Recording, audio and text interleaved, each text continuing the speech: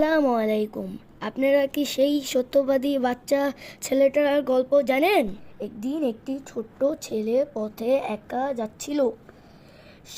সামনে কিছু ডাকাত তাকে থামালো, জিজ্ঞেস করলো, এই, তোর কাছে কি আছে?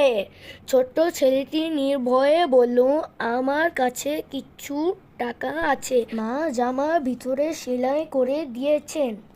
ডাকাতরা এই শুনে হাসতে লাগলো আর সব টাকা বের করে নিল। ডাকাত সর্দার ছোট ছেলেটিকে জিজ্ঞাসা করলো, তুই সত্যি কথা বললি কেন? এত বোকা কেন? ছেলেটি শান্ত কথায় বলল, আমি মাকে কথা দিয়েছি, কখনো মিথ্যা কথা বলবো না। এই কথা শুনে ডাকাত সর্দারের হৃদয় কেঁপে উঠল।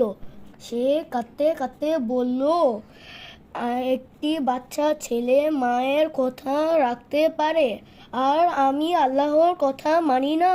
সেই দিনই ডাকাতরা তওবা করলো, আর কোনোদিনই ডাকাতি করবে না। সত্য কথার জয় সব সময় হয়। Thank you.